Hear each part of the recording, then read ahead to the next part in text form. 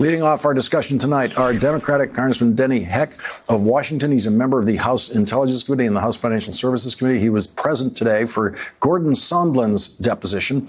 Also joining us, Ambassador Wendy Sherman, a former Undersecretary of State in the Obama administration. She is an MSNBC Global Affairs contributor. And Neal, the former acting U.S. Solicitor General, is with us. He is an MSNBC legal contributor. And Congressman Heck, let me start with you. And I don't want to go directly to what happened in the Sondland deposition. I hope you can tell us what you will about that. But when you were in that deposition and you heard about what Mick Mulvaney was saying at the White House, first of all, how did you hear about it? How did that word come into the members who were in that room? And what was your reaction to it when you heard it? It was right when we were returning from a break and somebody brought in a memo which actually distilled what the Chief of Staff, acting Chief of Staff Mulvaney said. My reaction was, we've seen this act before. First, they go through a long pattern of denial, and then they acknowledge that they did it, and they say, but it's okay, and then they seek to normalize it. Of course, it's not okay, and it's not normal, and as you pointed out earlier, it's a clear violation of federal law to solicit assistance from a foreign government. But, Lawrence, here's what I did immediately. I pulled out the transcript or the record of the call between President Trump and President Zelensky, and I read it, again, word for word.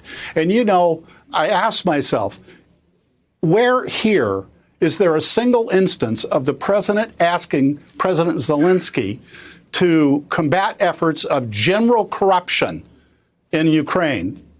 There weren't any. As a matter of fact, in that entire transcript, Lawrence, the word corrupt or corruption never appears. He didn't ask him to do that. He didn't ask him to reduce corruption in the energy sector, about which there have been problems in the past. He did not even ask him to reduce corruption or examine Burisma, the company. He only mentioned his potential rival in 2020. This is clear violation of federal law, period, full stop. Congressman, did you get any sense of what Republican members of the committee or other Republican members of the House, what their private reaction was to Mulvaney? They're so busy defending him at any cost. I don't know if they've lost all objectivity or they're just, frankly, scared to their core of what he might do to them in a primary election. Let's listen to what Republican Senator Lisa Murkowski said about this. You don't hold up foreign aid that we had previously appropriated for a political initiative. Period. And Neal, Katyal, the law is pretty clear on that, and Mick Mulvaney was right about that when he was reciting it today. But what did you hear when you listened to Mick Mulvaney today? I think the most striking thing I heard, Lawrence, was that this was the White House's defense. This wasn't the prosecution talking. This was the defense. And their defense was, hey, I did it. You know, the president did it. That's the defense. And, you know, I disagree a little bit with the congressman because he said this kind of stuff, we've heard this before. We've never heard this before. We've never heard the White House confess to a high crime and misdemeanor, because that's what this is. Make no mistake about it. You go back to the founding and you ask, what's the quintessential definition of an impeachable offense? It's going and asking a foreign government to muck around in your elections. That's what the founders, Madison and others, were so worried about. That's exactly what Mulvaney confessed to today. So now it's like, in criminal law, you have kind of the guilt innocence phase. Did the person do it? And then you have the sentencing phase. Well, the guilt and innocence phase is done here. They just admitted it. You know, I think the congressman is right to say that the transcript already basically admitted it in the July 25th call, but not in so many words. Here you've had it in very repeated, stark language, and this isn't like some casual slip of the tongue. This was a 39-minute press conference that the White House Chief of Staff gave, and after a month in which the White House has been consumed by this. So this isn't like he got some gotcha question that he'd never thought about before. He confessed. He confessed plain and simple to an impeachable offense by the President of the United States, the definition of an impeachable offense. Wendy Sherman, when Mick Mulvaney was telling you to get over it today, Mick Mulvaney, who has absolutely no experience in foreign policy, was saying that this is the way it works. This is the way presidents, and especially this president, conducts foreign policy. So there's nothing to see here. Get over it. This is the way it works. Is it the way it works? It is absolutely not the way it works. And, you know, a lot of people have been calling what Giuliani and Sondland and maybe Rick Perry and others did a shadow foreign policy. This isn't foreign policy. I'm not a lawyer, but to me, this looks like corrupt operations for financial and political gain. This has absolutely nothing to do with real foreign policy. And yes, it's true that presidents have different policies because they get elected, and we have really tremendous patriots in our foreign service officers, many of whom we've seen gone up and testify to Congress, even though the administration has not wanted them to, who stay and serve presidents even when they may not fully disagree with the policy. But they have not been asked before to affect a U.S. political election through their actions.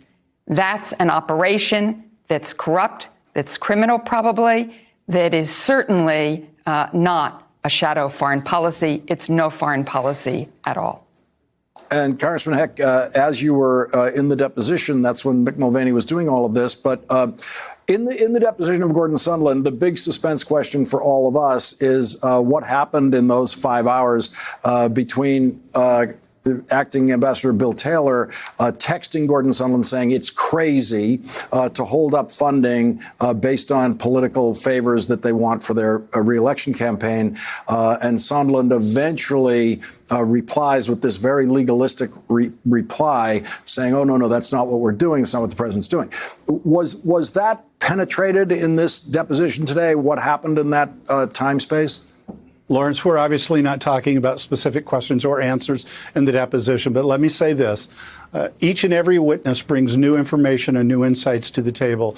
And I like it to the use of one of those old 35 millimeter cameras where you adjust the lens until you get it into the highest possible focus.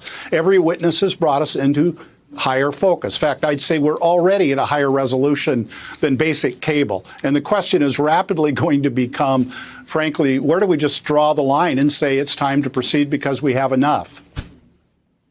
And Congressman, what could you characterize his credibility, general credibility? No. We're not commenting on any of the specifics, nor in that matter of the witness. But I would say each and everyone has added to our insights on this one way or another. And again, we're making significant progress. We have an incredibly aggressive schedule over the next 2 weeks, as has been indicated earlier. I think we're going to proceed without haste, but expeditiously. I think the American people would like to bring this to a close. I know all the members would like to bring it to a close. Day in, day out of 9 to 12-hour depositions isn't a lot of fun, but it's important, and we're going to stay at it. Neal, Katyal, I have a feeling that if the Republican members of the committee thought they were hearing helpful things from these witnesses for Donald Trump, they would be out there at the microphones delivering that information. Well, I hope that they'd maintain the kind of confidentiality that's supposed to be maintained in these things. But I think the bottom line is the defense has fallen completely apart. I mean, the first defense was, oh, the president didn't do it. The whistleblower is lying. It's hearsay. Well, then they released the transcript, which showed everything the whistleblower said was correct. Then the next defense was, well, there's no quid pro quo. Well, that has been blown to smithereens by Mulvaney today, as well as by Ambassador Sondland's testimony. And now the defense is, oh, it's cool, very legal, very cool. Everyone does this kind of thing. No president has done this. I mean, the New York Times did a write-up interviewing the last 10 chiefs of staff to ask them, did anyone ever contemplate anything like this? The answer is no. And I think Ambassador Sherman had it exactly correct. This is not a shadow foreign policy. This is something to just personally benefit Donald Trump and others around him. And that is the gravest crime against America. It's not just criminal, but it is impeachable. Congressman Denny Heck, Neal Katyal, thank you both for joining us and starting us off tonight. Thanks for checking out our YouTube channel. Subscribe by clicking on the button below for more from The Last Word and the rest of MSNBC.